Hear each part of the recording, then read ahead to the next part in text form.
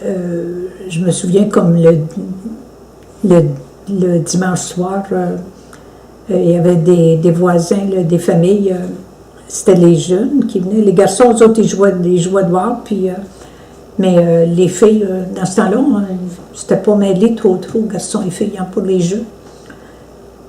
Et puis, il y avait des voisins, des Turpins, des parents. C'était pas loin de chez nous, là. On n'allait jamais à l'autre bout du village. Les gens venaient à la maison, maman, elle aimait mieux qu'on soit là que de ne pas savoir où est-ce qu'on était. Puis il y en avait qui avaient des disques dans le temps, puis un gramophone. Et puis des fois, il arrivait avec un qu'on n'avait pas chez nous, puis faisait jouer de la musique. Des fois, on dansait ce qu'on savait comme danse, là.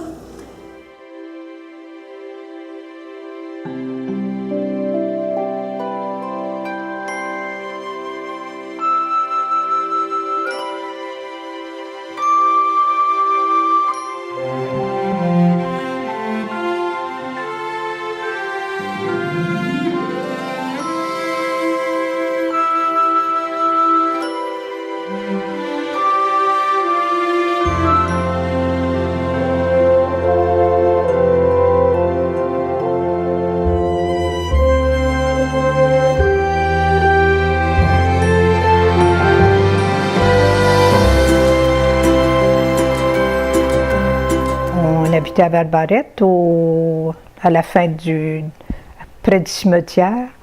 Puis il y avait un grand terrain, alors il faisait de grands jardins. Il gardait une vache, des poules. Il y avait un cochon aussi à tous les automnes, ça faisait des aliments pour l'hiver, c'était congelé. À la façon de ce temps-là, parce que les congélateurs n'existaient pas dans le temps. Il fallait attendre qu'il fasse très froid, comme à mi-décembre, pour abattre ces animaux-là. L'électricité ne venait pas jusque chez nous. On éclairait avec des lampes à l'huile. La glacière, c'était avec la glace, évidemment. Il fallait chauffer au bois pour faire chauffer l'eau pour les besoins de la maison. Le lavage était fait à bras avec la machine à laver qui convenait pour ça. Dans on avait un éclairage avec la lampe à l'huile dans toutes les pièces de la maison. Mais ça, c'était maman qui surveillait ça. Il n'y avait pas un enfant qui touchait à la lampe à l'huile parce que c'était dangereux. On ne voulait pas avoir d'accident. Les toilettes, il fallait aller à la toilette. On avait des chaudières d'essence à l'intérieur pour la nuit. Et puis, on avait comment est-ce qu'on appelait ça? Une bécosse à l'extérieur. Et puis, c'est là qu'on allait. On allait quand la température était clémente. Autrement, c'était à l'intérieur. Puis après, il fallait aller porter la chaudière, vider la chaudière dans ça, dans la bécosse. Chez nous, c'était une maison ouverte, là. Les voisins, les enfants venaient. Il y avait des vieilles madames qui venaient des fois dans l'après-midi. Je ne me souviens pas du nom. Il y avait une madame qui tricotait. Puis elle venait faire un tour, elle venait voir maman, puis en même temps, elle tricotait des bas. Quand elle n'avait pas fini, elle apportait ça chez elle, elle continuait. Je pense que mes parents étaient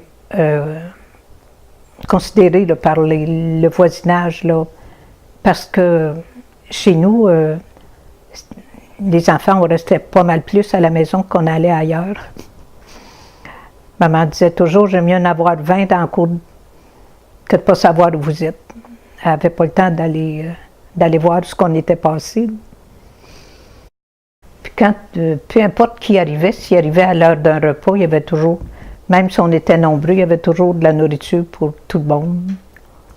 Le fait que papa travaillait régulièrement, on avait peut-être plus de chances d'avoir une vie plus à l'aise un petit peu, sans être fortuné, là, parce qu'on avait de l'aide des deux côtés, de la famille de mon père ou de ma mère. Il y a des gens qui ont contribué là, à ce qu'on ait des bons vêtements, puis on avait des tantes qui n'avaient pas de grosses familles. On avait quand même, à Val-Barrette, c'était le curé Brodeur qui était là dans le temps. C'était étrange, les gens le trouvaient sévère, mais ils trouvaient des moyens d'occuper les jeunes aussi, là, tu sais. Il avait monté des pièces de théâtre. Il y avait lui, il nous passait des films à tous les dimanches soirs à la salle paroissiale pour les ramasser les jeunes, là. Il y avait une madame Grand-Maison, elle organisait des pièces de théâtre, là, deux. Dans un, je me souviens, j'étais aveugle dans sa pièce de théâtre. Le titre, je ne me rappelle pas.